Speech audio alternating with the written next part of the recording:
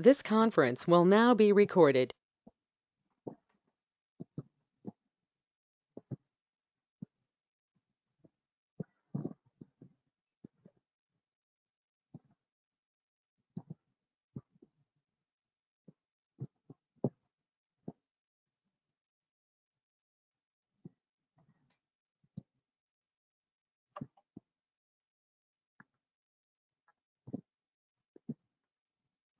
Yes, he is joining. Okay. Yes, yes.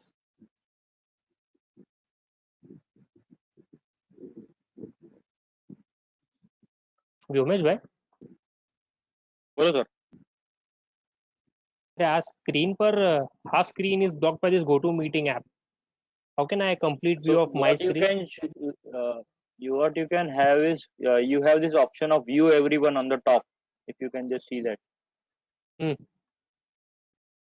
You can just click on that and just have hide everyone or active cameras or who's talking rather. Okay. Instead of everyone, you can have who's talking or and camera view. You can adjust the camera view top, left, bottom, right, wherever. Okay. Because my screen is getting blocked by this Yeah, app. so you can change these view settings. You can change these view settings. Setting.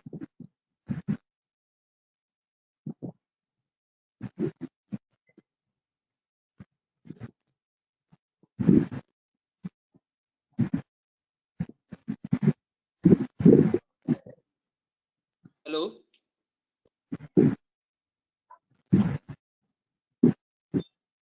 Hello. Yes, yes, Mayur. Yes, Mayur. Yes, sir. Sorry for the late. No, you are on time. Yeah. No, I was attending some other session, so that's why. Concurrent audit. Yes, yes. You know. Yeah. That's why. Yeah.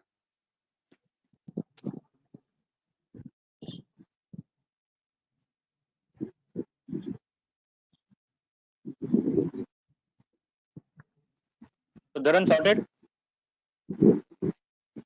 I'm trying. Yeah. Could you be a bit louder, Dharanji? Still not audible? Yeah, it is audible, but then I guess mic का थोड़ा है. I don't know. Vyomesh भाई, आपको कुछ लग रहा है क्या? नहीं अभी No, ठीक है, no, अभी Mayur better. bhai. Dharan bhai will be Okay, fine. louder in webinar. He is silent now. तूफान से पहले का सन्नाटा ये.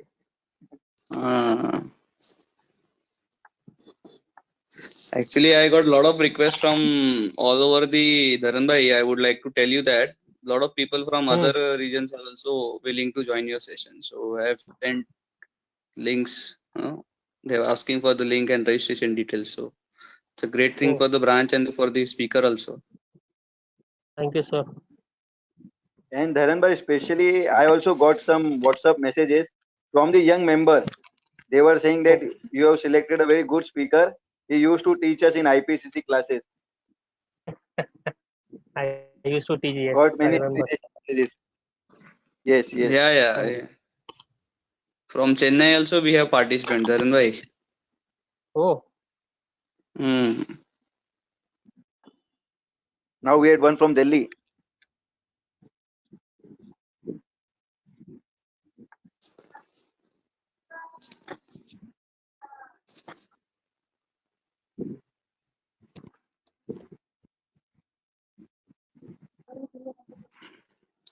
So can we start? Yes, please. Dharan, all okay? I am okay. Should we start? Yeah. Yes, Mayur. Yes. Go ahead. Okay, fine. Hello, good evening, everyone. Myself, C. Amar Jain, Secretary of Kalyan Dumbli Branch. Welcome you all. Today is the third session of Direct Tax series. Then topic is reassessment under income tax law. This session will be conducted by Advocate Dharan Gandhi. He has also earlier conducted sessions with Kalyan Dumbli Branch and Kalyan CP also, and I was one of the attendees. And I must tell you that the session was very much helpful and knowledgeable for all of us. So I wish you a happy learning. I now request our chairman to say some few words. Over to you, Ankit. Yes, thank you, Mayur bhai. Good afternoon, all of you. A warm welcome from the Kalyan Dombli branch. Friends, today is our third session on reassessment by CA turned advocate Dharan Gandhi. Friends, I am very happy to announce that from yesterday till 4th, we are daily having webinars. Yesterday we had on international tax, today it's on direct tax, tomorrow again on the representation before appellate authorities by Abhishek Tilakji. On first, on second we have on international tax again. On third we have a special session dedicated for women. On fourth we have how to make money in stock market. So daily our branch is having webinars. Secondly, we are getting a very good response from our members regarding the quality of webinars. Today also I got lot of feedback for our speaker. The speaker has not yet started speaking, but I got very positive feedback that he had given a joint development agreement, seminar on joint development agreement in Kalyan CP study circle, and it was applauded by all the members. Also, I got request from the young members that the selection of chairman is good, that he is selecting a good speaker because Dharan bhai used to teach in the classes also. So with this, I request Dharan bhai to please start this session. I wish all of you a very happy learning. Thank you. Over to you, sir. Ankit bhai, Mayur bhai, and other respected members of the branch and other ladies and gentlemen. Firstly, a very good evening to one and all. I hope everybody is safe and sound. Everybody is staying back home. And what better time to update ourselves and keep ourselves aware about the things happening in the professional side. So I would like to thank the Kalyan Dombivli branch, Yomesh bhai, for inviting me to share my views on this topic of reassessment under income tax law. So this is an evergreen topic because every year there are new reassessment notices. Plus this is an ever evolving topic because every time we get to know new and new judgments resulting in the evolution of law in this area of income tax. So it is important for us to keep ourselves updated about the reassessment proceedings under the Income Tax Act. Before going into the main topic, first understand the little background of the concept of self-assessment. The Income Tax Act, the Government of India trusts its citizens. It has a faith over its taxpayers, and therefore the concept of self-assessment, which means that you have to compute your own income, you have to determine your advance tax liability, pay the advance tax, you have to file your own return of income, you have to show your return of income in your return, how much tax is payable, and you have to pay your own self-assessment tax. The government trusts you, and the number of returns which are taken up for scrutiny are quite less. It is less than 1%. We have the assessment scheme under the Income Tax Act. Less than 1% return are taken up for scrutiny. So they have summary assessment under 143(1), which is in the nature of intimation. We have scrutiny assessment 143(3) and 144. Assessment in case of search in case of section 153 of the Income Tax Act. Plus the reassessment, which we are going to deal with in this presentation. The assessment are subject matter of revision under section 263 if the department is of the view that the assessment order passed by the officer is erroneous and prejudicial to the interest of the revenue. They can revise the assessment. And assessee feels that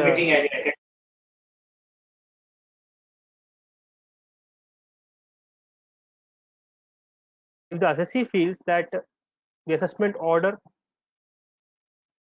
contains something which needs to be rectified, or some claim which he wants to make and he has not made, he can opt for a revision under section 264, and the principal commissioner has to pass an order which is not prejudicial to the assessee. Further, we have something called as rectification of mistake apparent from record, and errors can be rectified under section 154. What is important is concept of finality to assessment. Supreme Court in as old judgment as Parshuram Pottery 106 ITR has held that there should be a point of finality in all legal proceedings. The stay issued should not be reactivated beyond a particular stage. Thus, there should be end to every legal proceeding. You should not be allowed to reopen after in the lapse of substantial time, and therefore you will see under the Income Tax Act, power to reopen the assessment is maximum up to 6 years, and in some case beyond 6 years. So this is very important, the concept of finality to assess. With this background, if we move forward, what are the relevant provisions under the Income Tax Act dealing with the reassessment proceedings? 147, 148, up to 153. It is very important to understand that each section has some or the other condition, prerequisite, or essential requirements for reopening of the assessment. Each of the section acts as a check on the abuse of the power by the department to reopen the assessment, and therefore, if any of the condition is not fulfilled, the same is sufficient to get the reassessment proceeding quashed, either by filing a writ petition or by challenging the same during the course of appellate proceedings.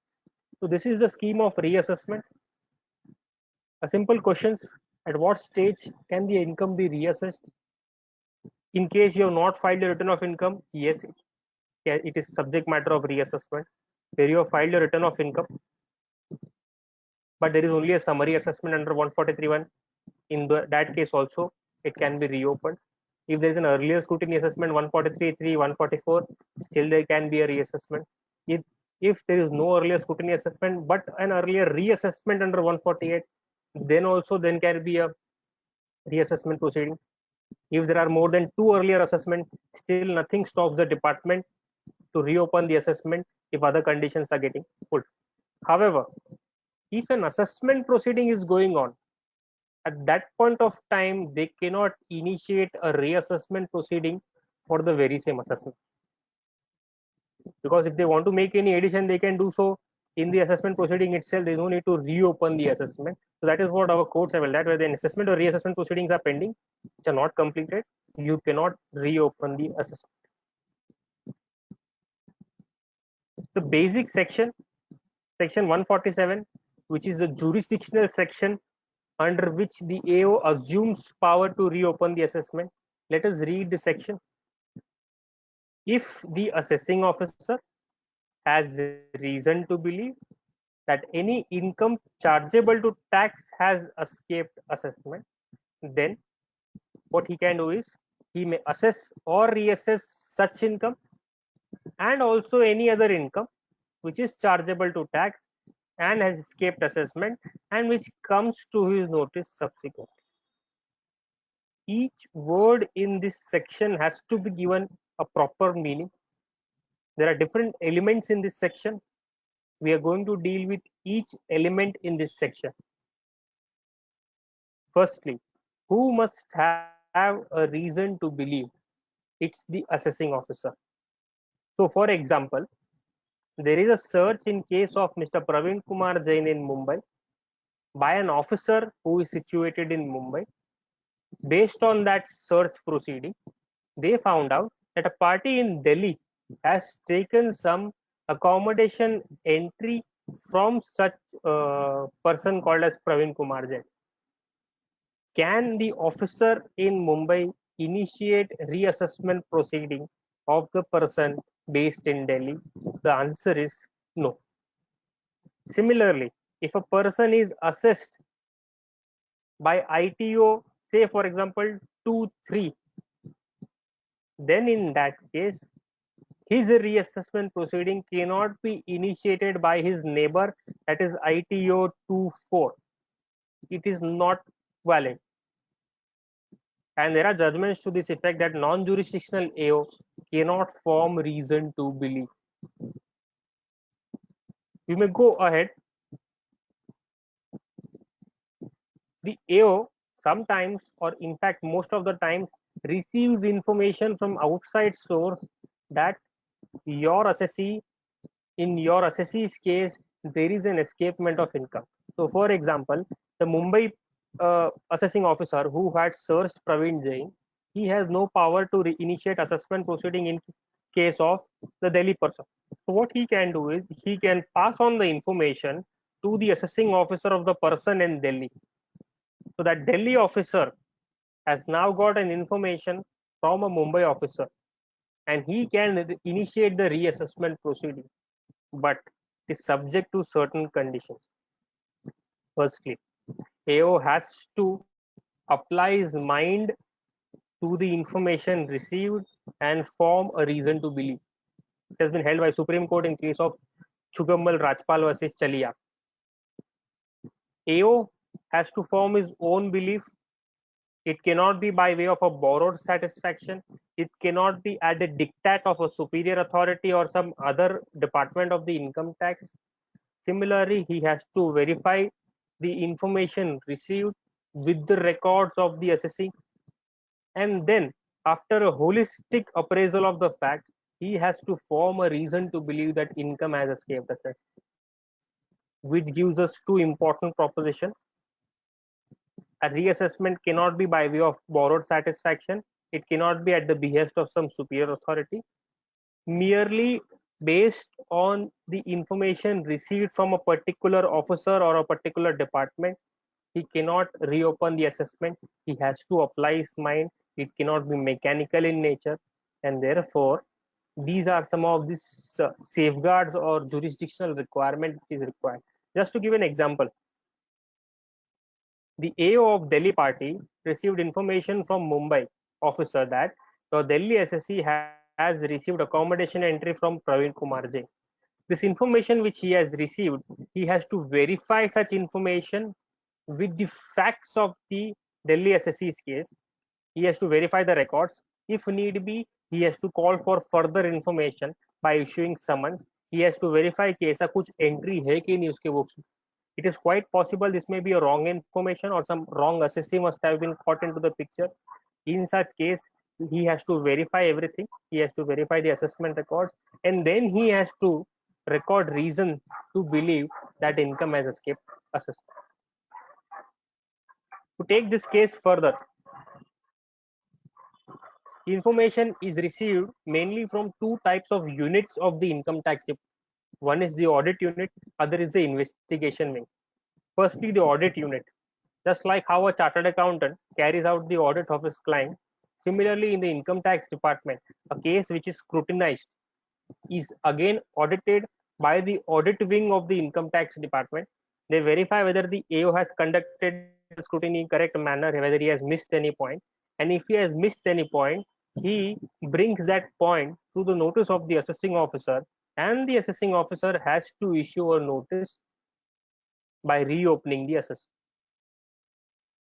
However, it is not very simple, because our courts, Supreme Court, Bombay High Court, Gujarat High Court, all has held that if an assessment has been reopened merely based on the information of the audit wing, then the same is not supposed to be a correct reopening of the assessment, and the courts have caused such a reassessment proceeding. So therefore, because in such case mostly what happens is the AO must have applied his mind, or in such case there must not be any failure to disclose. However, mere receipt of information from audit wing is not sufficient to reopen. AO has to apply his mind and form his own reason to believe.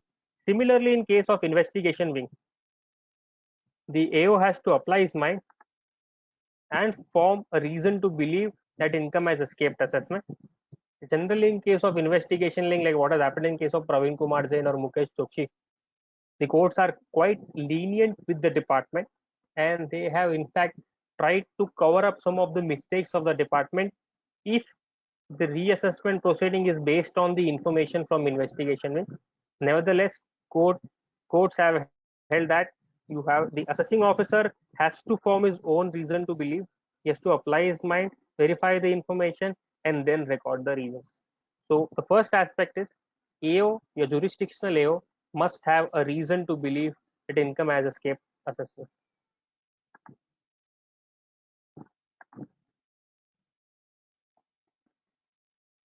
So what the AO must have is reason to believe. The reason to believe has been very well explained by the Bombay High Court and Supreme Court. I have just brought out the paras here.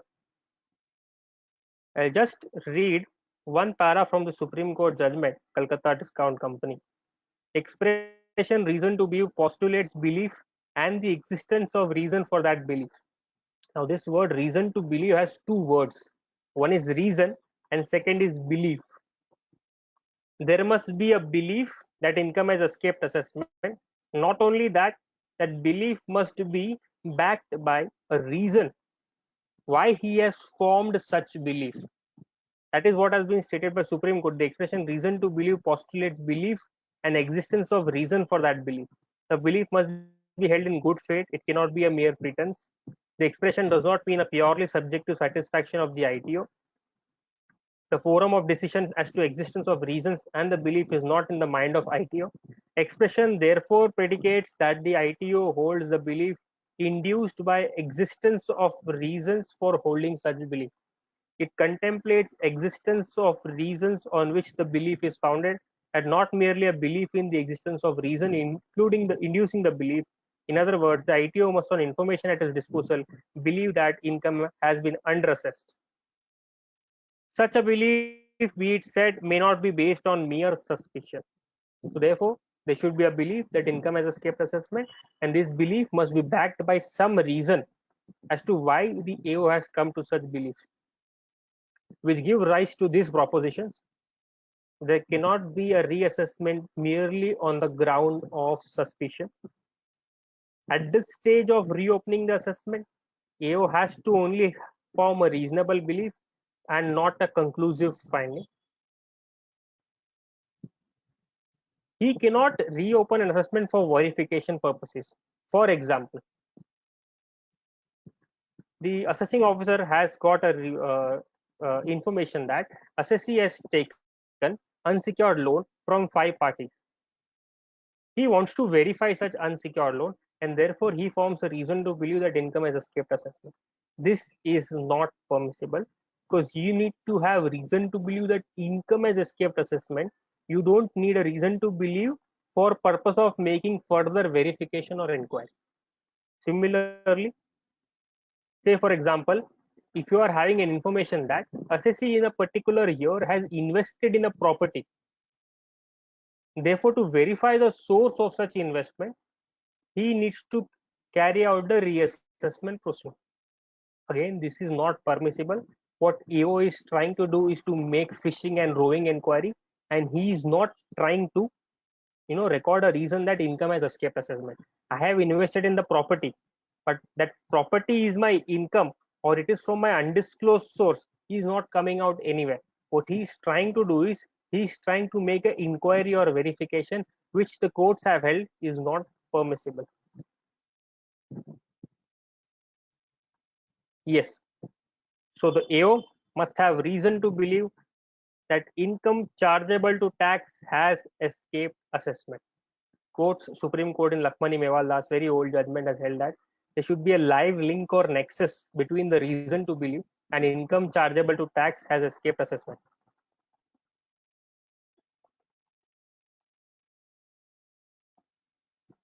If AO has received an information to the effect that assessee has received certain money from person A, and therefore he forms a belief that this receipt is in the nature of income which the assessee has not offered to tax. Therefore, according to him, income has escaped assessment. Now, in this case, if the receipt which the assessee has received from the other party, if that amount is not in the nature of income, then the reassessment proceeding falls. Thus, there should be some income chargeable to tax which has escaped assessment so that he can reopen the assessment. The next example, which is a very common case, is AR information of cash deposit. Many times we see that the assessment is reopened on the ground that the AO has received information to the effect that the assessee has deposited cash in his bank account, saving account, or fixed deposit. He has filed return, he has shown meager income, and therefore he says, I have a reason to believe that income has escaped assessment. Now, what is his information? That I have deposited some cash. How has that got any link or nexus with the fact that my income has escaped assessment? The point is, there is a cash deposit, whether that cash deposit is from an undisclosed source or you have received a statement from a third party who says that I have given him cash, he has not shown it as his income. There is no such connection or link, just there is a cash deposit and therefore income chargeable to tax as escaped assessment. Whether that cash deposit constitutes the income of the assessee is nowhere to be found in the reasons recorded. Thus, based on such AR information, the courts have held that reassessment proceeding cannot be initiated.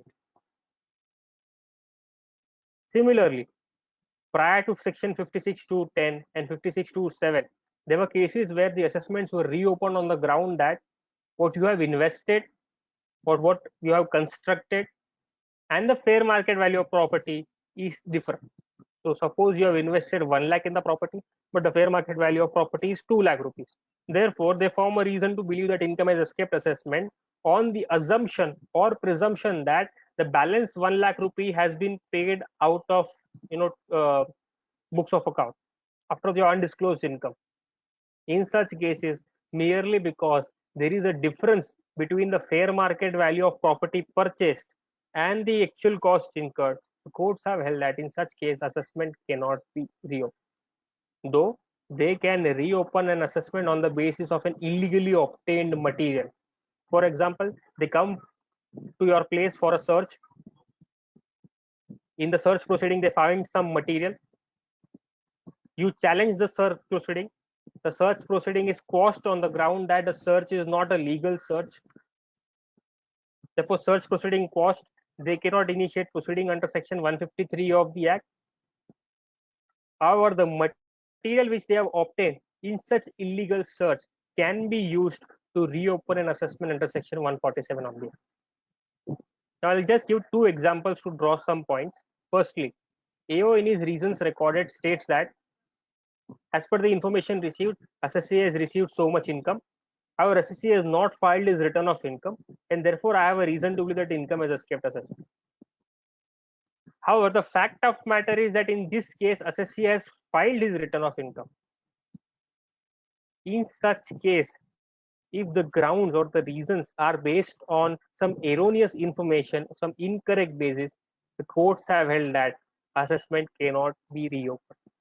Or for example, the assessing officer receives information that assessee has received share application money of 5 crore from Mr. X.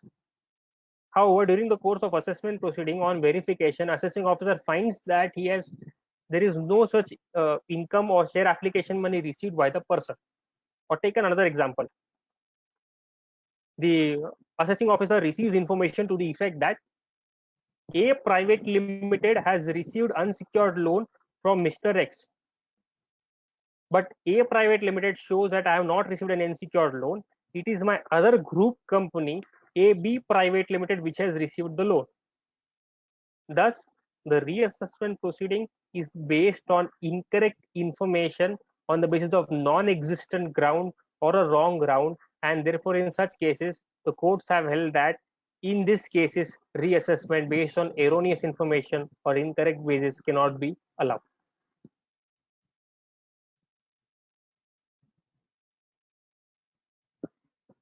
In an assessment proceeding, the AO calls for information.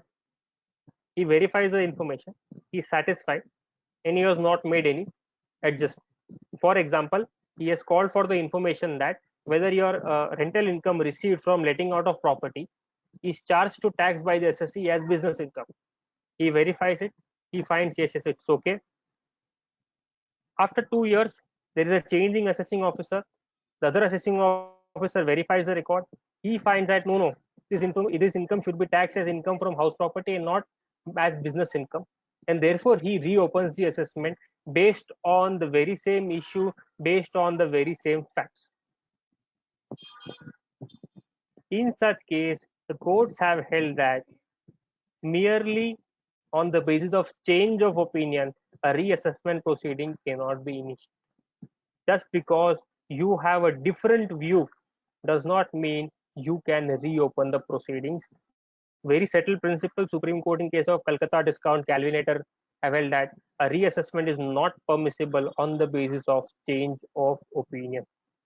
Now, if you see the provisions of Section 147 of the Income Tax Act, there is no such condition prescribed either in 147 or 148 to the effect that you cannot reopen on the ground of change of opinion. However, the court has self-imposed this condition. This is a judge-made law because they want to give the finality to any assessment, any legal issue or assessment proceeding, which we have discussed earlier. So therefore, merely on the basis of change of opinion, an assessment cannot be reopened. How do you prove that there is a change of opinion, or how do you prove that originally AO has applied his mind to the same issue?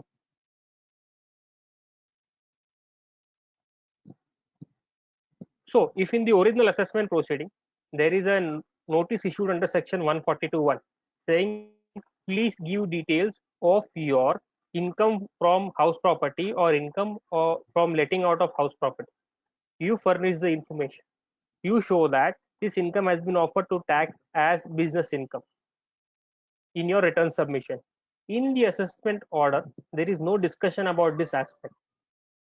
Therefore, this demonstrates that AO has asked a relevant query, you have replied to the relevant query, and therefore, this is a case where the issue has already gone scrutiny on the very same issue, on the very same facts. AO cannot reopen the assessment procedure. Similarly, certain other issues which are coming out from your computation of income, your balance sheet, your P&L account, your tax audit report, even if AO has not asked you any query, still there are cases that such issues one has to presume deemed application of mind, because computation of income is the most basic document, or for that matter form 3CD is a very basic document, and AO is presumed to have gone through everything and has applied his mind to everything. So we have the judgment that if you have disclosed properly in your computation of income or form 3CD or balance sheet or P&L account, in that case presumed as AO has applied his mind because these are the very basic documents, and in such case AO cannot reopen the assessment. How reasons are to be recorded? Very beautiful judgment of the Bombay High Court in Hindustan Lever versus ACIT 268 ITR 332. Very simple. The basic fundamental of reassessment proceeding, or the very basic document of reassessment proceeding, is the reasons recorded by the assessing officer. Based on these reasons recorded, the courts will scrutinize whether the reassessment is proper or not. So AO has got information from someone, AO has applied his mind, AO has found there is an escapement of income. Everything has to come in the reasons recorded. These reasons recorded cannot be changed, cannot be supplemented, no addition, no deductions can be made from such reasons recorded. So I'll just read 2-3 lines from this paragraph. It is for the assessing officer to disclose and open his mind through reasons recorded. It is for him to put his opinion on record in black and white. The reasons so recorded should be unambiguous and should not suffer from any vagueness. The reasons recorded must disclose his mind. The reasons are the manifestation of the mind of the assessing officer. Reasons recorded should be explanatory and should not keep the assessee guessing for the reasons. The reasons provide link between the conclusion and evidence. The reasons recorded must be based on evidence. So this is a very important document while analyzing how to argue in case of reassessment cases. One has to, in order to challenge the reassessment ground, one has to verify the reasons recorded. What is there in the reasons recorded? Is there any mistake in the reasons recorded? Is such mistake fatal? If yes, then simply on that ground the entire reassessment proceeding can fall down.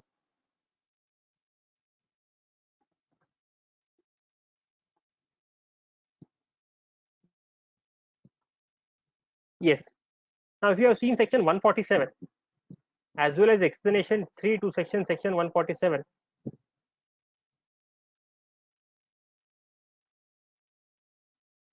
one finds that the assessing officer can reopen an assessment for a issue, and he can assess or reassess such income and any other income which comes to his notice. Thus, if a reassessment is on the ground that assessee has taken bogus bills and he has booked bogus purchases, while analyzing this issue, he can also make any other addition like an addition of unsecured loan under section 68 or disallowance of any expenses or disallowance of interest expenditure, etc., etc. Thus, not only the issue in respect of which assessment has been reopened, but also any other issue can be subject matter of addition while a reassessment proceed. Just to give you an example, the assessing officer records the reason to believe that income has escaped assessment on the ground that assessee has deposited cash and such cash is undisclosed income of the assessee. He reopens the assessment, and during the reassessment proceeding, assessee submits all the documents, shows him, no, see, I have deposited cash out of my past savings. This I have shown in my cash account, and everything is proper and valid. AO says, okay, your cash account is proper, but I have seen that you have received this income or this amount is received by you from Mr. X, which you have not offered to tax. Therefore, I will take that B issue as your income while completing your reassessment proceeding. So what he has done is the original reason on the basis of which assessment has been reopened, no addition is made, but the other information which he got during the reassessment proceeding, that addition is made. Is this permissible? Is the question.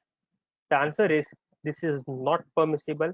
Our Bombay High Court, Gujarat High Court has held that if the main issue on which the assessment has been reopened, if no addition is made, then he cannot make any addition in respect of any other issue.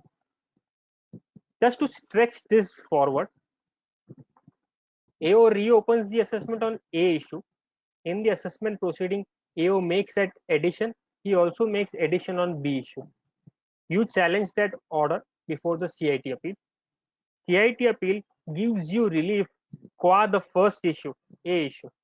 However, he retains the addition qua the B issue. Thus, after the CIT appeal order, the original issue in respect of which assessment has been reopened is allowed in your favor. And the other issue, which was discovered during the course of reassessment proceeding, that addition is sustained. You challenge that issue before the tribunal, but AO accepts the CIT appeal order in respect of addition on A issue. So now before the tribunal, the only addition which is there is in respect of item number B, which is not the original issue. Original issue is issue number A. Even in such case, the courts have held that since the department has accepted that no addition is required qua A issue, by not challenging the order of CIT appeal, in such case, addition in respect of item number B is supposed to be deleted.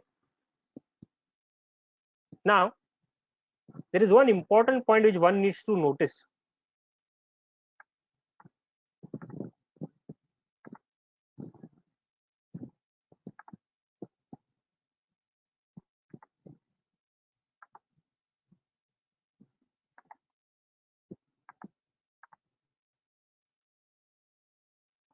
The point which I am trying to make is comes to his notice subsequently in the course of proceeding. Your case has been reopened because you have taken bogus purchases.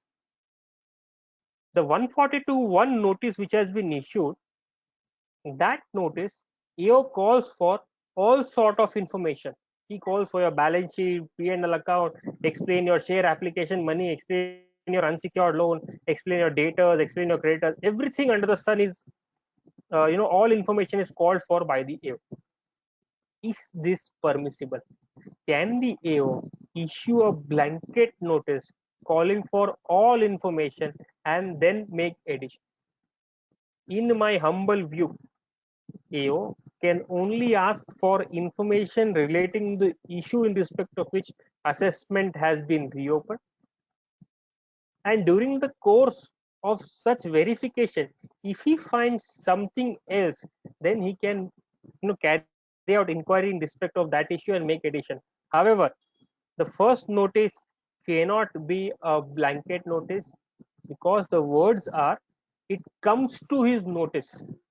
It is not that he has to dig for issues. It has to come to his notice during the course of reassessment proceeding.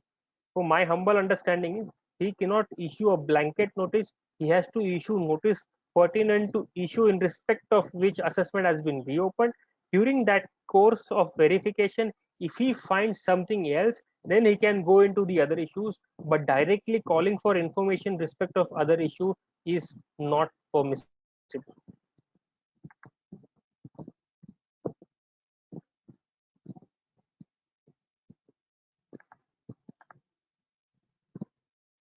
Yes. Now this is one of the most important safeguard provided in the reassessment provisions of the entire chapter, which is first proviso to section 147 of the Act. It provides that where there has been an original assessment under 143(3) or 147, then no reassessment proceeding can be initiated after the expiry of 4 years from the end of relevant assessment. Thus, the concept of finality of assessment, the period is beyond 4 years. If you want to reopen the assessment, then there are some stricter conditions. What are the conditions?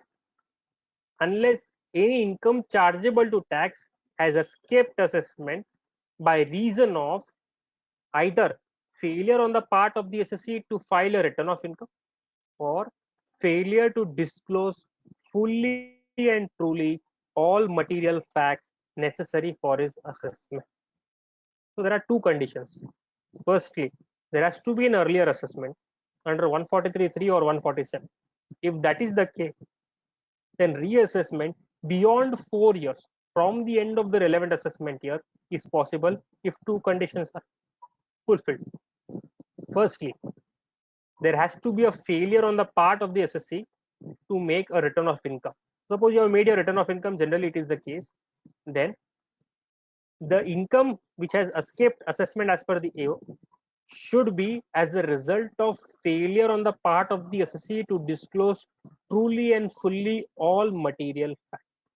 If you have disclosed everything during the course of original assessment proceeding, if entire records, entire material qua particular issue is present before the assessing officer during the course of original reassessment proceeding, and if the reassessment proceeding is beyond 4 years, in such case, proviso saves you from any further proceeding. However, they soon realize that this will create a problem, because what happens is, generally the assessee during the course of assessment proceeding will file voluminous submissions. They'll give everything, all vouchers, documents, everything they will file, and they say, I have submitted everything. Therefore, they inserted is explanation 1, which says that production before the AO of account book or other evidence from which material evidence could with due diligence have been discovered by the AO will not necessarily amount to disclosure. Therefore, just because you have produced everything and the AO could with due diligence gather the material evidence, does not mean that there is a full and true disclosure from your side.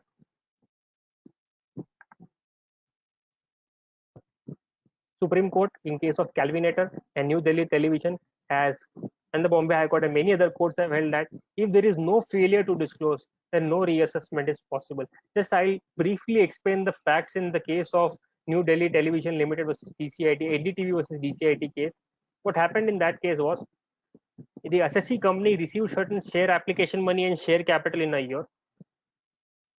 AO verified. No, this is a different case. Sorry. The assessee, in this case, assessee's sister concern received share application money and share capital in a particular year. For receipt of that share application money, assessee company had issued corporate guarantee. So during the course of original assessment proceeding, the assessing officer verified this corporate guarantee transaction and made the TP adjustment, transfer pricing adjustment. The assessment is completed. Now they got an information that the share application money which was received by the sister concern of the SSC company is nothing but the income, undisclosed income of the SSC company, because this is a circular route which the SSC company has adopted. Therefore, they wanted to reopen the assessment to add the share application money in the hands of New Delhi Television Limited company's case. The matter went up to Supreme Court. What did the Supreme Court held? Supreme Court held that the transaction of receipt of share application money by the sister concern was brought to the notice of the officer. Officer was also aware that assessee had issued corporate guarantee. In fact, officer made an transfer pricing adjustment of corporate guarantee issue. In such case, there is no failure on the part of the assessee to disclose truly or fully all material facts. Therefore, no reassessment is required. Second example. Earlier, the assessees were eligible to take benefit under section 10A and 10B of the Income Tax Act. To get an exemption under 10A or 10B, number of conditions were prescribed. So during the course of assessment proceeding, the assessee will generally, the assessing officer will generally call for various details pertaining to this addition, this exemption under section 10A or 10B, and you are bound to submit everything. So if, say for example, you are supposed to fulfill 5 conditions, AO verifies 4 conditions, but you give all information. Now the reassessment proceeding on the ground that on the 5th issue, your conditions are not fulfilled, and therefore there is a case of reassessment because you have wrongly claimed exemption under section 10. In those cases, the Bombay High Court has held that facts pertaining to exemption deduction under section 10A were fully and truly disclosed, and therefore reassessment proceeding cannot be initiated.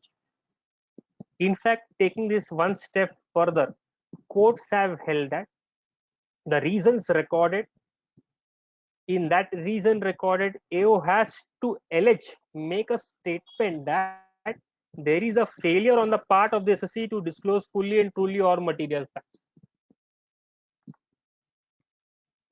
If this allegation or this statement is not present, then in that case, the courts have held that such a reassessment proceeding is bad in law because your reasons are incorrect. You're not even made an allegation there is a failure. Very recently, Bombay High Court has held that if there is no allegation of failure, then that is sufficient to quash the reassessment proceeding. Though there are some against judgment wherein the court has held that it is not required to show or state that there is a failure on the part of the assessee. It will be sufficient if from the reasons one can find that AO wants to allege such failure. But today, in my view, this is a very strong argument. If there is no allegation, then that is the end of the matter. This has gone one step further by the Bombay High Court. It is the duty of the assessee to disclose fully and truly all material facts. But the Bombay High Court in case of Raj Bhushan's case has held that the fact that assessee does not disclose the material is not relevant if the AO was otherwise aware of. So if the AO had this information, then also the first proviso will debar the assessing officer from reopening the assessment beyond 4 years. Very interesting case. If I disclose primary facts, if I disclose all the facts, if AO is unable to draw correct inference, if it is a mistake of the AO that he had due to oversight missed a particular point, then the assessee cannot be penalized, because in that case there is no failure from the assessee's side. This has been held by Supreme Court in Parshuram Pottery, Gemini Leather, and very recently NDTV's case. The facts which we had just discussed, assessee demonstrated or produced evidence to the effect that sister concern has received share application money and it had provided corporate guarantee. Now, based on this fact, if the AO could not draw the inference that the sister concern's receipt of share application money is a bogus transaction, then for that mistake, assessee cannot be penalized. This is what the Supreme Court has said. So, for example, in our section 10 examples case, if I produce everything, if there is a lapse on my side, in respect of fulfillment of one of the conditions, but AO erroneously does not record that or did not see that. Today he cannot reopen the assessment on the ground that you have not fulfilled the condition, on the ground that I have disclosed all the facts and it was your responsibility to draw correct inference. I cannot say from these facts you have to draw this inference. It is your job, your duty. If you fail to take the correct inference, then I cannot be penalized. Even in context of explanation 1, the courts have held that explanation 1 need not obliterate the provisions of the first proviso. The explanation 1 is reproduced here. Mere production before the AO of the accounts book or other evidence will not amount to necessary disclosure if, based on such production, the assessing officer could have with due diligence found out the material evidence. Even based on this explanation 1, the court has held that nothing doing if assessee has not made any failure to disclose fully to your material facts, assessee cannot be penalized. However, in one set of case, the court has not accepted that the first proviso to be a genuine safeguard, which is when you receive a fresh information which exposes the falsity of the earlier facts. Just to give an example, in my original assessment proceeding, my receipt of unsecured loan from 3 parties were verified. AO called for confirmation and AO had asked me to prove the identity, genuineness and creditworthiness. I explained everything. AO was satisfied. After 5 years, there was a search in case of one of the party, and that party admitted that he is in the business of providing accommodation entry. Now that new information comes to the possession of my assessing officer, and he therefore records reason to believe that an unsecured loan which you have received is bogus and therefore income has escaped assessment. In this case, though during the course of original assessment proceeding, the same unsecured loan has been verified, that other party has also given confirmation, there is no failure to disclose on my part. Still, since the new information has been received, which demonstrates that this unsecured loan is a bogus entry or accommodation entry, this is a new information which has come to the notice of officer, and this new information exposes the falsity of the earlier fact. Earlier fact is that the loan is genuine. Now that genuineness has been doubted because of the new information which has been received as a result of search in case of that party. In such case, the court has held that if a fresh information is received, then the first proviso cannot come to the assistance of the assessee.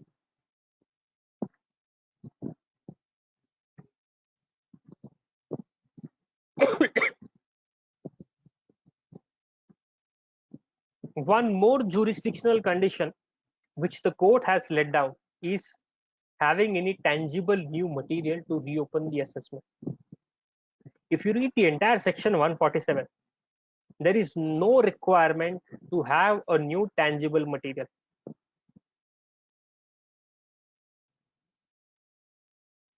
But the court in so many cases has held that to reopen an assessment, the assessing officer need to have a tangible new material to reopen the assessment. Of course, my reading is this condition of having a new tangible material apply only in case of first proviso, because in case of first proviso, if there is no failure on my part, then the assessing officer has to come out with some new material to reopen the assessment.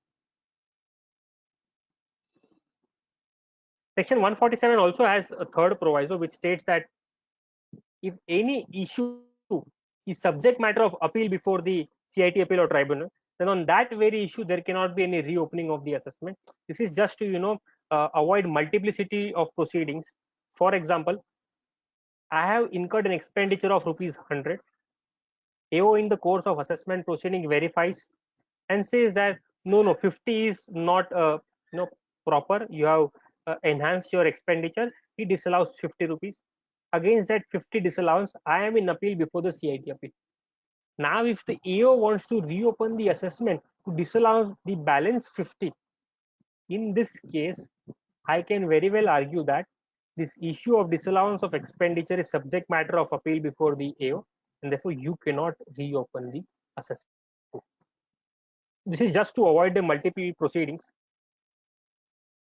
Explanation 2 to section 147 provides certain scenarios in respect of which there shall be a deeming fiction that there is an escapement of income. Nothing else is required to be proved. The very first point is very important.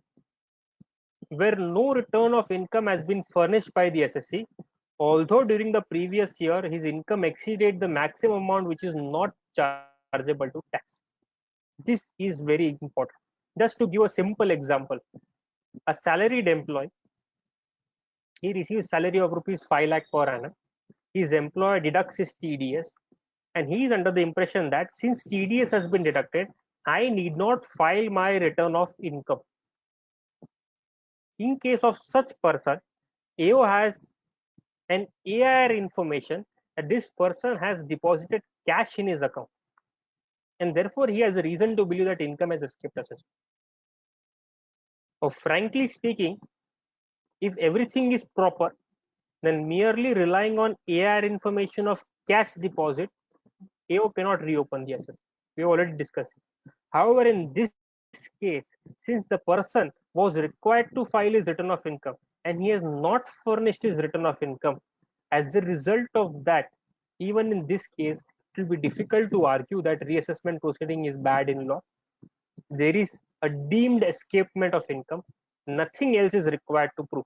Similarly, there are other cases of deemed escapement where the return of income has been furnished by the SSC, but no assessment has been made, and it is noticed by the AO that the SSC has under-assessed the income or has claimed excessive loss, depreciation allowance, or relief in the return, or where the AO assessee has failed to furnish a report in respect of any international transaction, that he has failed to furnish a transfer pricing report. In these cases, it shall be deemed that income has escaped assessment. This is the judgment of the Gujarat High Court, which says that if it is a case of deemed escapement, then there is nothing else which is required to be proved. Now, many times queries are raised that if there is an earlier assessment under 143(1), and if that assessment here has been reopened, what are the conditions or what are the prerequisites? Can we argue change of opinion? Can we argue failure to disclose, etc., etc.? The first point is 143(1) is not an assessment, it is only an intimation. AO has not applied his mind, and therefore one cannot argue change of opinion, very well settled by Supreme Court. Similarly, failure to disclose truly and fully, first proviso to section 147 will also not come into picture, because that comes into picture only when there is an earlier assessment under 143(3) or 147. Though there are judgments of the courts wherein they have held that there should be some tangible material to reopen the assessment, Gujarat High Court and Delhi High Court, even in case where the earlier assessment is under section 143(1) and there is an against judgment of the Delhi High Court. My view is, if there is a 143(1), when the assessing officer has a broader power to reopen the assessment, we cannot argue change of opinion, we cannot take many other arguments. However, what is important is that there should be still a reason to believe that income has escaped assessment.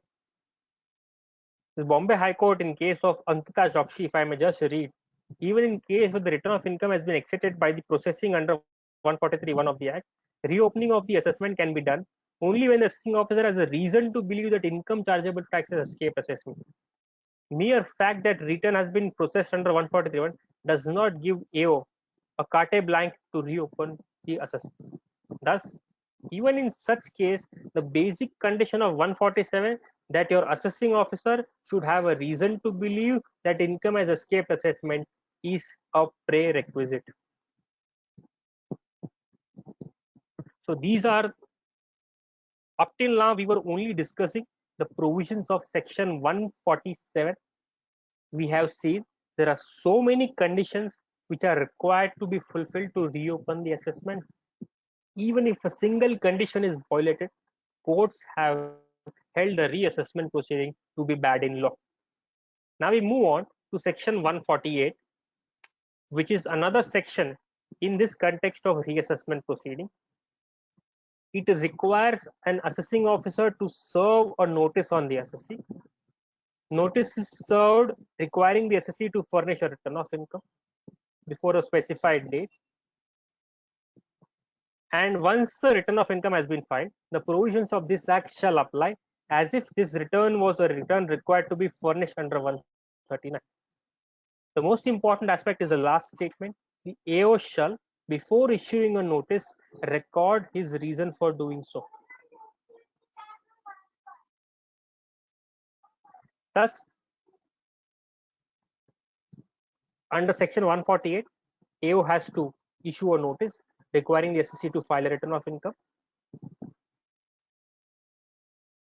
There is a time limit under section 149, which is, everybody is aware, 6 years.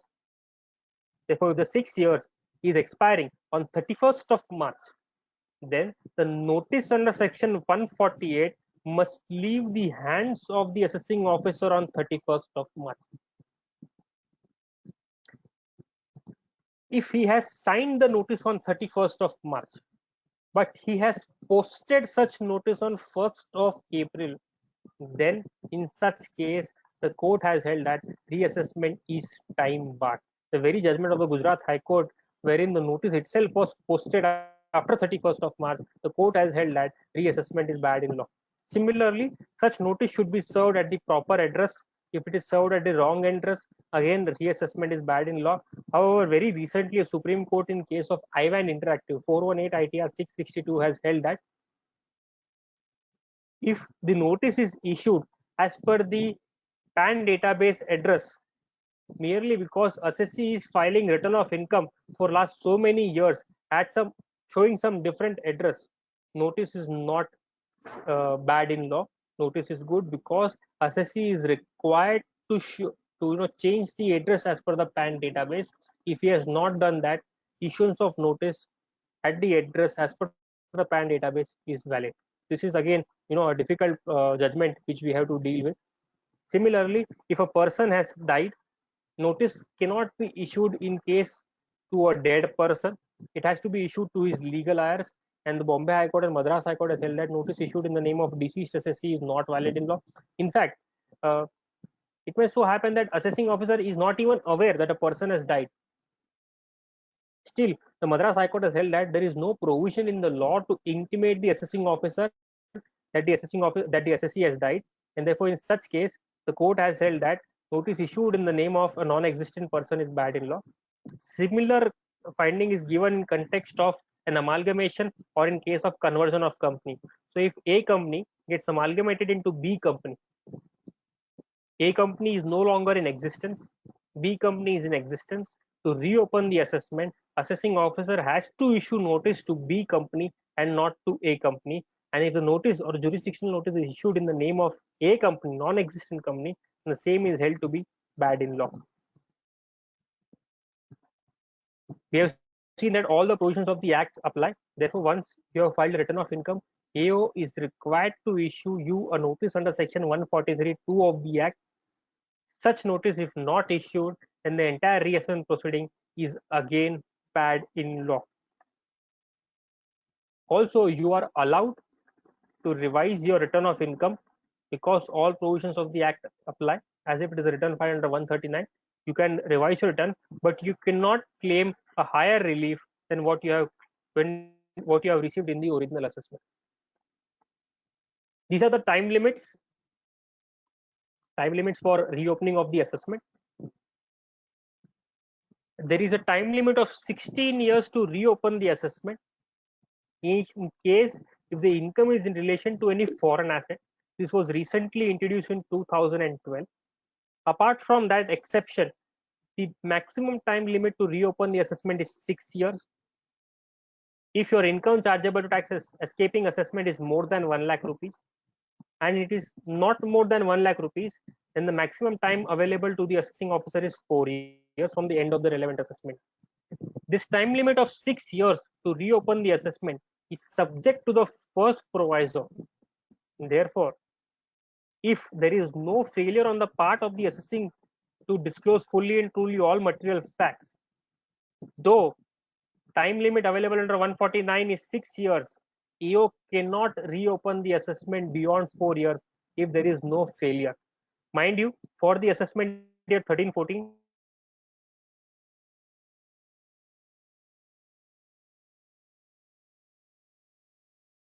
the last day for issuing the notice under section 148 was 31st March 2020, but because of this coronavirus assessment year 13-14, the reassessment can be opened by issuing a notice up to 30th June 2020.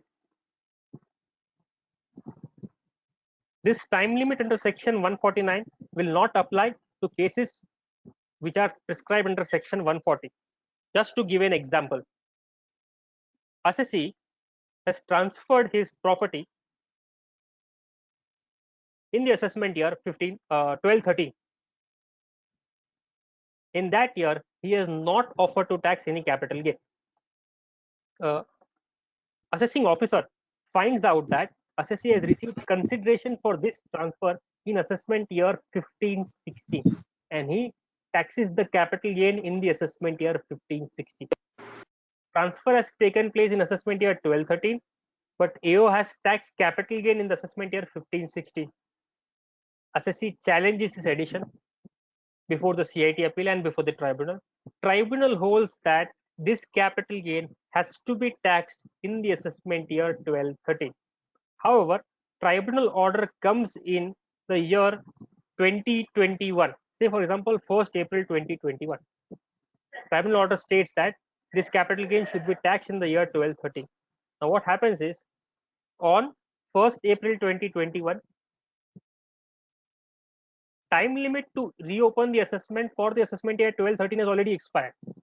Therefore, in such cases, department stands to lose, and therefore this provision section 150, which says that notice under section 148 may be issued at any time for the purpose of making an assessment or reassessment in consequence of or to give effect to any finding or direction contained in an order passed by any authority in any proceeding under this act by way of appeal, reference, or revision, or by court in any proceeding under any other law. So, if your tribunal order contains a direction or a finding that this income has to be taxed for assessment year 12-13, then the AO, even if the time of 6 years expired, can reopen the assessment.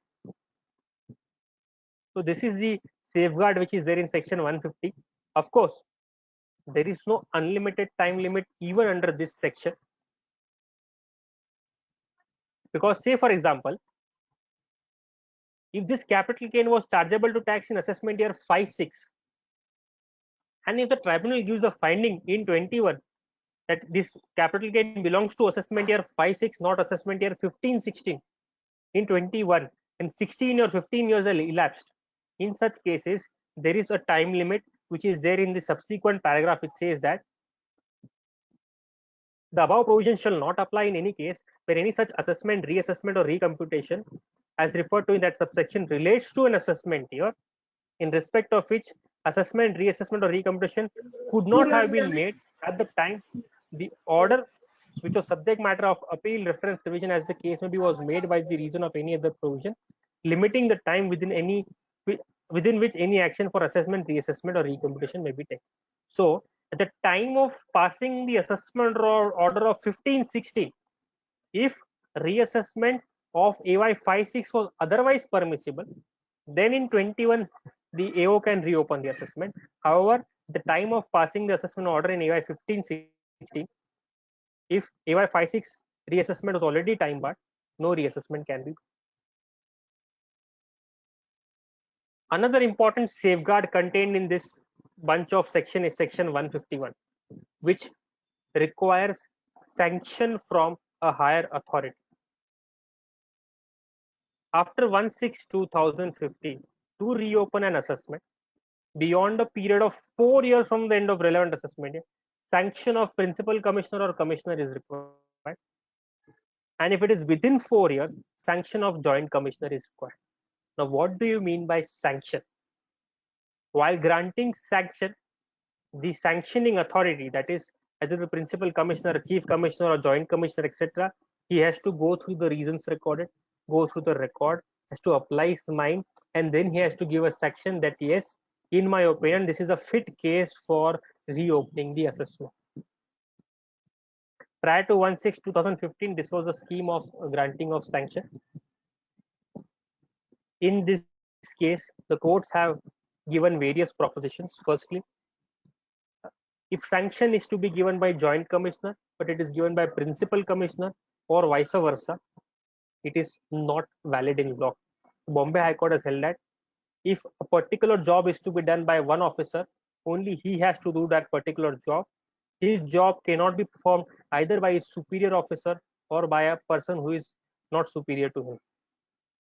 Similarly, there has to be a application of mind. Mechanical satisfaction is not required. Mere writing of the word yes, I am satisfied would not be sufficient. And if sanction is based on wrong facts or non-existent reason, it is not a valid sanction. So what happened in one of the cases, for getting sanction of the sanctioning authority, they have a particular form. काय In नाही that, शेतात बितात जायचं in that form, they have to give various नाही आता घरी details. For example, assessment year. For example, if there is any prior assessment, if there is any prior assessment, then why reassessment is required, etc., etc. If these details are not correct, then the court has held that reassessment proceeding or sanction is based on non-existent fact or wrong facts is not permissible in law. So in one of my case, the detail asked was whether assessee has filed his return of income. Answer was no. If no, whether any original assessment has taken place, the answer was no. Whereas in factually, assessee had filed his return of income and his original assessment had taken place. These are very, very important facts. Based on such facts, court held that reassessment proceeding is bad in law because the sanction which has been granted by the sanctioning authority is based on a non-existent sanction, non-existent fact or wrong fact. Section 152 is a very simple section. It has to be, if you're reopening an assessment of an earlier assessment year, then that income has to be charged to tax at the very same rate. Time limit to pass an assessment order, reassessment order, is 9 months. However, with effect from 1st of April 2019, this time limit has been increased to 12 months. So these are the various provisions of the Income Tax Act dealing with the reassessment proceeding. You have seen that each section has a particular condition, prerequisite or essential requirement. If that particular section is not strictly followed, the conditions are not strictly complied with, in that case, the court has held that the reassessment proceeding is bad in law. Therefore, when a reassessment case is there before you, you have to verify whether all the prerequisite jurisdictional requirements are complied with, whether the principal commissioner has granted sanction, the sanction is based on correct facts, the reason records correct facts. Sometimes you find that in the reasons recorded, the AO writes wrong facts. The AO will state that the assessee for this year has not filed in return of income, or he states that the assessee has filed return of income, but he has shown so much income, whereas you have shown a higher or lesser income. The figure is incorrect. So number of factual inconsistencies there in the reasons recorded, which demonstrates non-application of mind. There may be no failure on your part. There may be change of opinion. There may be no new tangible material. In all such case, the courts have held that reassessment is not good in law and have quashed such reassessment proceeding. Therefore, see, many times what happens is the reassessment assessee is generally caught on a bad foot. So if the assessing officer has got information from an investigation wing that the assessee has secured bogus unsecured loan from Mr. Praveen Kumar Jain, generally this is a very bad case on merits because the department is in possession of statement of Mr. Praveen Kumar Jain, which is sufficient to make addition in your hand. In such case, if you don't have good case on merits, it is very important to find out loopholes in your reassessment proceedings, the loopholes in the technical requirement or satisfaction or the conditions which are required to be fulfilled. And if you find a loophole that is sufficient to quash the reassessment proceeding, in spite of the fact that on merits your case is not very good. So this is the basic law of reassessment. Now let us understand some of the procedural requirement which one has to follow in the case of reassessment under the Income Tax Act. Now this procedural requirement, some are coming out from the provisions of the Income Tax Act, whereas some are laid down by the courts. So what are the conditions? What are the procedures which are supposed to be followed? Firstly, before any reassessment proceeding, AO has to record his reason for reopening the assessment. This reason has to be recorded in your proceeding sheet. After recording the reason, AO has to obtain a sanction under 151, either Joint Commissioner or Principal Commissioner. Once the sanction has been obtained, AO has to issue notice under 148 of the Income Tax Act. There is a time limit to issue notice. We have already seen that. The next step is, once you receive the notice, you are required to file your return of income in response to such notice. In earlier days, we used to just write a letter to the officer that the return of income originally filed should be treated as return filed in response to the notice under 148. But nowadays, the officer insists that you file return of income through e-mode, e-filing mode. So yes, once you receive the notice, you have to file a return of income, and generally you have to file such return of income within a period of 30 days from receipt of the notice. Once you file your return of income, you have to request for the reasons of reopening the assessment. AO is duty bound to provide you the reasons. Once you receive the reasons, you have to file objections for the reopening of the assessments to the AO. That in the objections you may write that jurisdictional requirements are not fulfilled, there is no income which has escaped assessment, or there is no failure on my part, this amounts to change of opinion, the notice is time barred, etc. Whatever grounds or whatever reasons you are having to say the reassessment proceeding is bad in law, please mention in your objection filed to the AO. Once AO has received these objections, AO is supposed to dispose of the objections by a separate return and reasoned order. He has to give reason for each of our objection, and he has to pass an order stating that the objections are not valid and the reassessment proceeding is valid. Once that order disposing of the objection is received, assessee has an option to file a writ petition before the High Court challenging the jurisdiction under 147 of the Income Tax Act. So directly you can approach the High Court. You can say that jurisdictional conditions are not satisfied and therefore the reassessment proceedings are bad in law. Generally, if your case on the jurisdictional ground is quite good, and if you don't want to go through the assessment proceedings, if you don't want to make payment of 20% of the tax which generally arises after the assessment order has been passed, in such case it is advisable to file a writ petition and get the reassessment proceeding quashed by the High Court. However, if you don't challenge it, then you can continue with the assessment proceeding with the assessing officer. After waiting for 4 weeks from the date of disposing of the order, AO can continue with the reassessment proceeding. He has to issue notice under 143(2) of the Act. He has to issue notice under 142(1) of the Act, call for details, follow the principle of natural justice, and complete the assessment. Once the assessment is completed, you have the remedy of filing an appeal to the CIT appeal. In such appeal, you can challenge both the reassessment validity as well as the additions on merit. So these are the steps which one has to follow. Suppose there is some mistake on the assessing officer side, he fails to follow one of the steps, then the courts have held that the reassessment proceeding is bad in law. Let us have a look at those cases. This procedure was laid down by Supreme Court in case of GK and Driveshaft 259 ITR 19, that you have to ask for reasons, he has to supply reasons, you have to file objections, he has to pass an order disposing of objections. Once that order is passed, you can challenge it. Similar finding is given by Gujarat High Court. Gujarat High Court has laid down time limit that you have to file return within 30 days. After filing the return, he has to supply reasons within 30 days. you can file objection within 60 days, and you can dispose of the objection within 4 months, so as to ensure that everybody has sufficient time limit. The Bombay High Court in Asian Paints has held that once the order disposing of objection has been passed, AO has to wait for 4 weeks before proceeding with the assessment proceeding, because assessee has the option of going to High Court. Therefore, if he completes the assessment, assessee cannot go to High Court, and therefore the High Court has held that wait for 4 weeks. If he wants to approach the High Court, he can approach. Otherwise, you can continue the proceeding.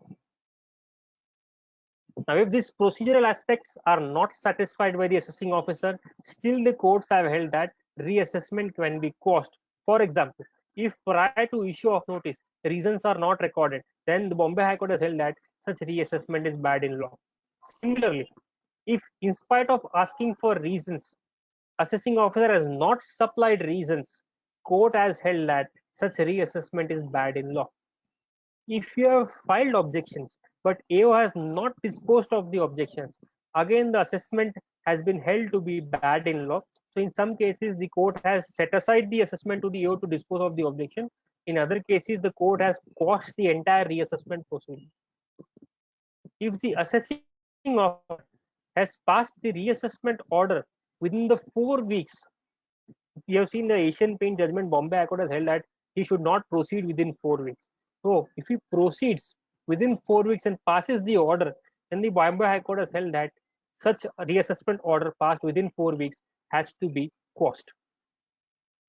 Now, it is very important to note that against the reassessment proceeding, you have to file an objection to the officer objecting to the reassessment proceeding. If you don't file the objections, there is one big issue whether can you raise the question of validity of reassessment proceeding before the CIT appeal. Since you're not objecting at the assessment stage, the department can argue that you have accepted that a reassessment proceeding is good in law. However, the courts have held that in spite of not filing any objection at the assessment proceeding, I can very well challenge the reassessment proceeding at the appellate stage, the validity of reassessment proceeding at the appellate stage, though there are some judgments which are against the SSE, wherein they have held that if you don't object at the time of assessment, then you cannot object in the appellate proceeding.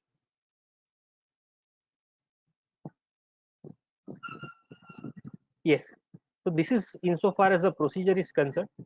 Come to the other issues. There are some other issues which you should bear in mind in respect of reassessment proceeding.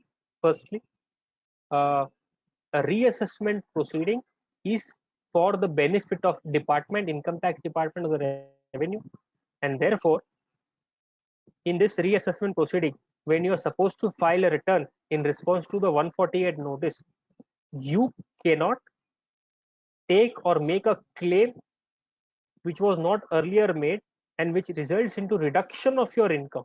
Supreme Court in case of Sun Engineering has held that this proceeding is for the benefit of revenue and the assessee cannot be allowed to make a claim which is beneficial to the assessee and detrimental to the revenue. So in this case, this proceeding can only benefit the revenue and not the assessee. If the reassessment proceeding you challenge it in an appeal to the CIT appeal and then to tribunal, and then tribunal remands back that the reassessment proceeding to the assessing officer, saying that the assessment has not been done in a correct manner, you have to do it in correct manner, provide opportunity of cross-examination, then in such case, in such a remanded matter, AO cannot go into any other issue. What powers does a principal commissioner have to revise this reassessment order? Can a reassessment order under section 148 be revised by the principal commissioner by resorting to section 263 is the question. Now this is a very typical question. So what happens is you have an original 143.3 assessment and you have a 148 assessment. There are two assessment orders. 148 assessment, he has only dealt with some of the issues, not all the issues. So the issue which arose before the court was, can a principal commissioner revise a reassessment order to raise an altogether different issue is the issue. Now what happens under 263, there's a time limit of 2 years to revise an assessment from the end of the month in which year in which the order has been passed. So 143.3 order is passed, say for example 4 years back. That cannot be revised, time has lapsed. Therefore, the CIT will try to revise your 148 order. However, if a particular issue was not a subject matter of your reassessment proceeding, then the courts have held that you cannot revise the 148 order. You should have revised the original assessment order. And since the time limit has lapsed, 263 is bad in law. In my opinion, 263 in case of 148 is not valid or proper. Reason being, if a particular issue has not been dealt with in the 148 order, then the court has held that you have to revise the original assessment, not the 148 assessment. But if the particular issue has been dealt with in the 148 order, then we can very well argue in the 263 case that AO has applied his mind and there cannot be any revision because the order is not erroneous. And therefore, 263 in case of a reassessment order is a very difficult thing in my view. Again, you can revise the order under section 264. However, that revision can not be for the benefit of the SSC. And therefore, only if in respect of the reassessment issue, if you find any problem, you can approach commissioner under section 264, but you cannot make a new claim altogether in the 264 proceeding because of the Sun Engineering judgment. Yes, so this is the presentation from my side.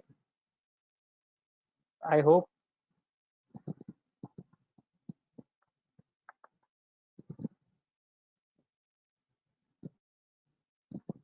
if we have any doubts or issues, we can take that.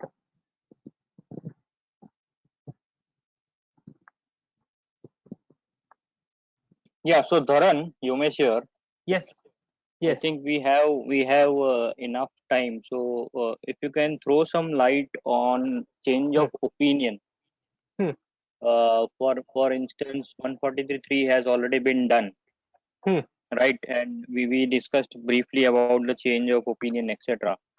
Hmm. But take a case where you have a 143.3 done, but the matter for which reopening is done, Hmm. that matter is not dealt with in the order per se, in the assessment order. Hmm. Hmm. Hmm.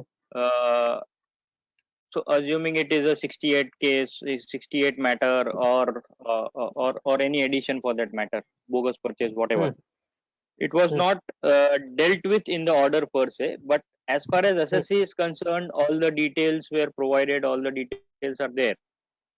Hmm. So how do you take this as a change of opinion matter versus information from investigation wing or maybe VAT department, as the case may be? Hmm. Hmm. Okay. Yeah. So for change of opinion, for that argument to help you, you have to first demonstrate that AO has already formed an opinion in the course of original assessment proceeding. If AO has already applied his mind, then there arises a case of change of opinion.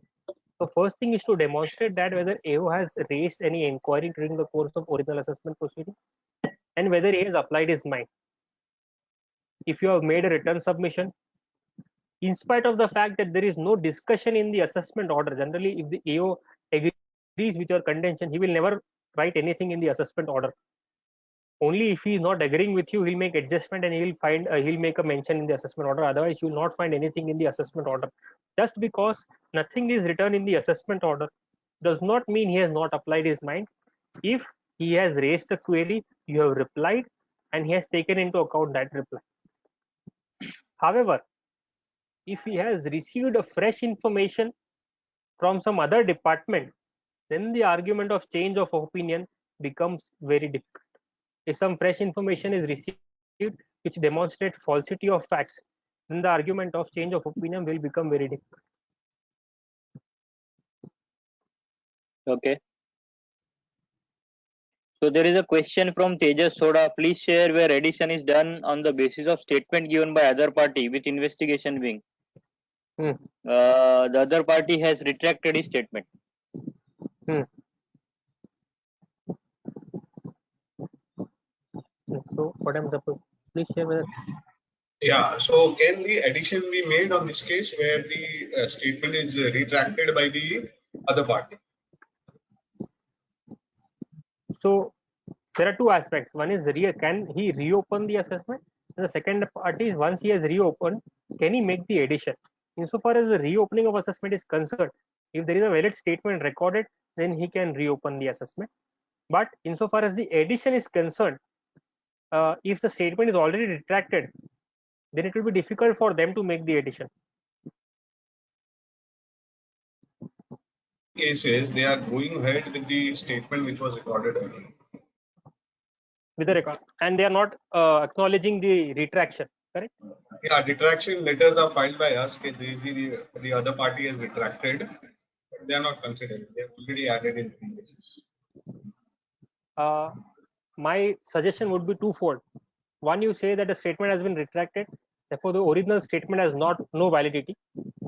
And if you are not accepting this retracted statement, then please provide opportunity of cross-examination.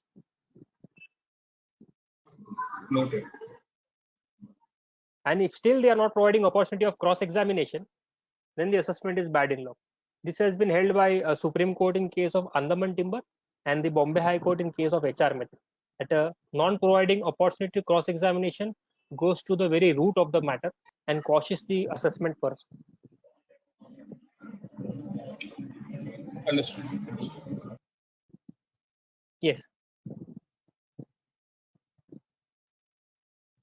There is one query from Mr. Manish Peswani, whether assessment can be reopened on the basis of change in legal position on account of retrospective amendment in law. Generally, retrospective amendment in law also comes with a rider that there cannot be any reopening on the basis of retrospective amendment in law. Only if an assessment is going on, an appellate proceeding is going on, that retrospective amendment can be used. It cannot be reopened. It cannot be used to reopen an assessment proceeding. Generally, it comes with a rider. If it does not come with a rider, maybe a good case to argue that they cannot reopen the assessment, though nothing stops them from reopening the assessment. Mr. Bandish Sheth, investigation wing statement on unsecured loan, like you said in Praveen Jain. Is it our responsibility to produce Mr. Praveen Jain? Our responsibility is to produce a confirmation from the company or the entities from which we have taken unsecured loan, or to produce an affidavit of the director. But it is the responsibility of the department to produce Mr. Praveen Jain, because they are relying on the Mr. Praveen Jain's statement. So it is their responsibility to produce. You have to ask for cross-examination. If they are unable to produce the party for cross-examination, then they cannot rely on statement of Mr. Praveen Jain. Mr. Vishal, if order is passed under 144C13, whether assessment can be done under section 263, as in 144C13 has been passed after direction, which is a collegium of 3 principal. Technical issue, no judgments I think on this issue aspect, but it appears that they can initiate 263 proceedings in respect of an order passed after the DRP directions. Unfair, but still there is no judgment in this respect. Therefore, they can revise the final assessment order. Because finally the assessment order is passed by the AO only. So Assessing officer, technically, yes, they can do that. they can do. Yeah.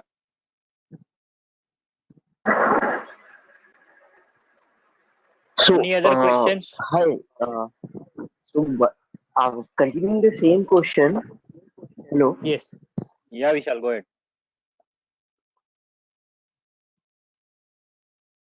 Yeah. So for 144C13, if the order has been passed after the direction of DRP, so whether in 263 after the receipt of 263 AO passes the order, whether he can pass the order challenging the order already passed under section 92 CA, like whether 263 give power to challenge the order of 92 CA. The transfer pricing order. The transfer pricing order by the transfer pricing officer. in 263, the principal, yes. So in if principal commissioner, if under 263, we have, for example, one issue which is related to transfer pricing. So whether a jurisdictional AO can pass order under 143.3, read with section 263 without referring to section 92 CA transfer pricing officer. Yeah, as per the provisions of the Income Tax Act, if he is required to refer the matter to transfer pricing officer, then he cannot pass the order.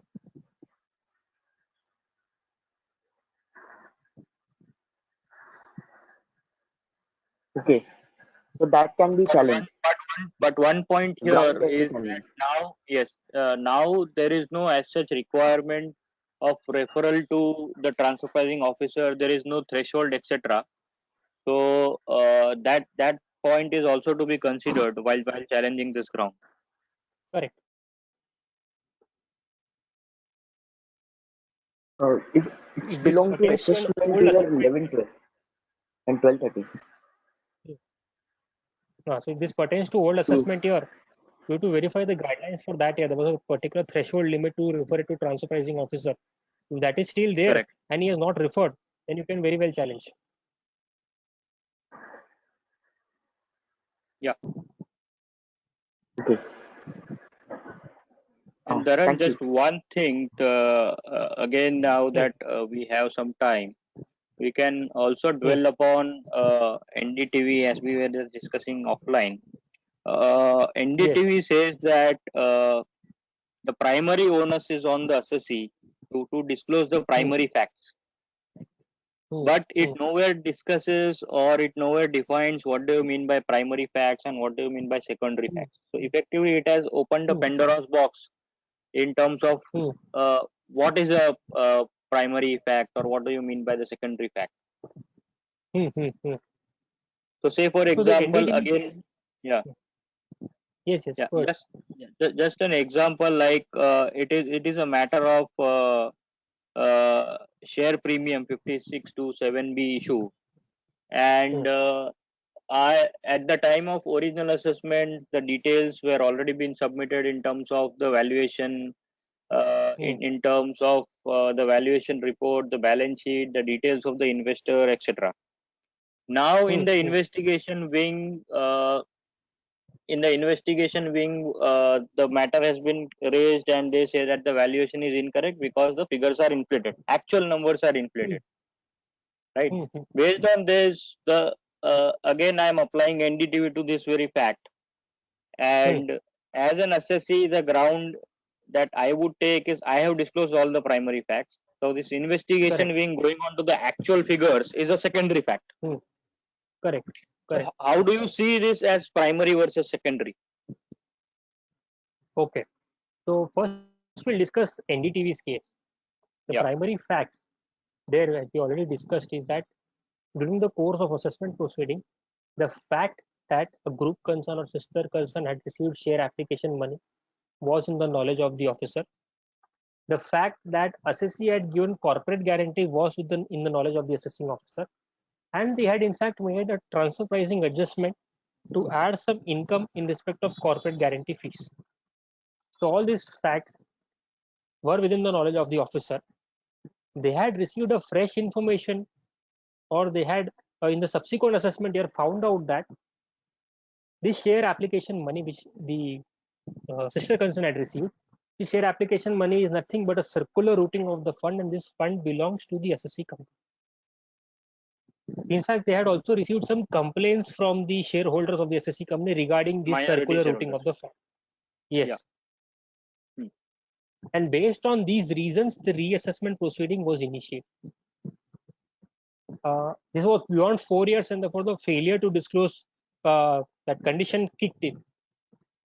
The court held that, firstly, insofar as the primary facts are concerned, the assessee had already disclosed, or the officer was already aware that the group concern had received share application money. Necessary evidence in this regard was filed. And in fact, the assessing officer had made a corporate guarantee adjustment.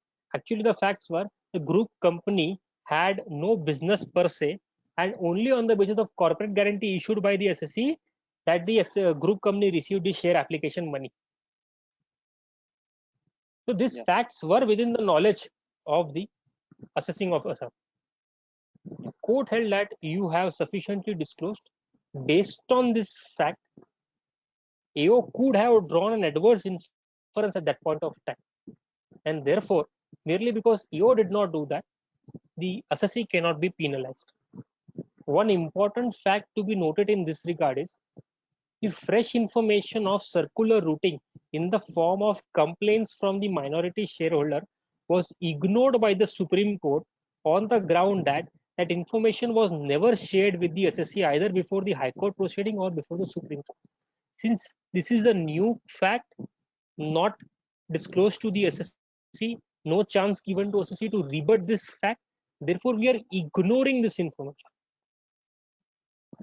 Thus, the new information was completely ignored, and based on the old information, court held that there is no failure to disclose. What will happen if there is a fresh information which exposes the falsity of the old facts is something which has not been dealt with by the Supreme Court. So today, if there is an information from the investigation wing or from some other party, and that information demonstrates or gives reasons to show that the old facts are false, then Supreme Court NDTV judgment will not come to a rescue. Then the Bombay High Court and the Gujarat High Court has held that information from the investigation wing which exposes the falsity does not let first clause to section 147 come into picture. Now, Vyumesh, by coming to your facts, there is a direct Mumbai tribunal. I am on the merits firstly. There is a direct Mumbai tribunal judgment on the identical facts where, based on the actual figures, 5627B was tried to rope in after expiry of 4-5 years, challenging the valuation, and the court has held that you cannot do it because this is an estimation. This is what the method requires, and if they have at that point of time reasonable belief that the estimations were correct, today based on actual figures you cannot work out, do a reverse work. This is a direct Mumbai tribunal judgment. And now coming to the part of failure to disclose, if during the original assessment, Red Chillies or Shah Rukh Khan. no, there is some other judgment. Mumbai tribunal. Okay. I'll share the citation with you. Yeah, sure. Coming to the failure part, if during the original assessment proceeding, the issue of share capital was subject matter of scrutiny by the assessing officer had inquired into the value at which you are issuing shares. You had in fact shared the valuation report. This is the end of the matter. You have disclosed the primary facts. Once the valuation report is produced before the assessing officer, that is a sufficient disclosure from your side. After visiting the valuation report, if the assessing officer feels that this valuation is based on wrong estimation, then he could have drawn the inference at that point of time. But today, after 5 years, after taking into consideration the actual figures, he cannot say there was a failure to disclose at that point of time, because at that point of time, whatever was to be disclosed by the assessee was already disclosed. There is nothing which the assessee could have disclosed is not disclosed. Precisely. Umesh bhai, Yeah. Yes.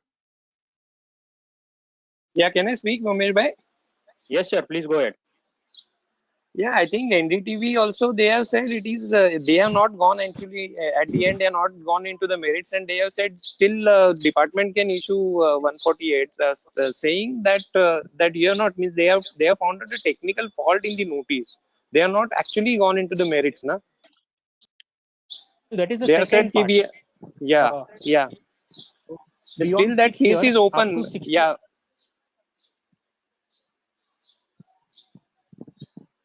Yes, Shekhar bhai, can I respond? Yeah. Yeah, Dharan, go ahead.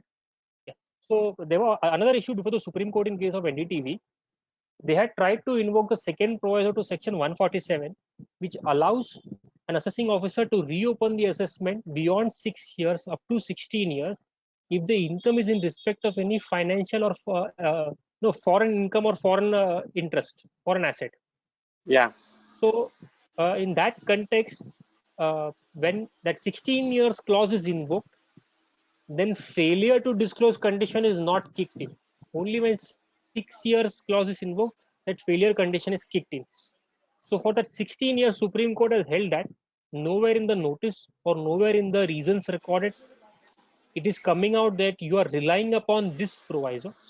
Therefore, today at this stage, you cannot rely upon second proviso. So on this ground, if you want to reopen, you can issue a fresh notice as per law, but this notice is to be quashed. Yeah. Yeah, sir. Perfect. I think we have no other questions. So, Ankit, over to you. Yes, thank you, Yomesh bhai. Thank you, Dharan bhai. It was a very great session. I request Yomesh bhai to please propose a vote of thanks to our today's speaker, Dharan bhai. Okay. Thank you, Ankit. So, Dharan is a very good friend of mine, and we are working together since long now. I think 4 or 5 years we have been knowing each other. So I once again thank Dharan for accepting my request and coming over in the lockdown situation and guiding the participants on reassessment proceedings and the practical aspects along with the judicial precedents.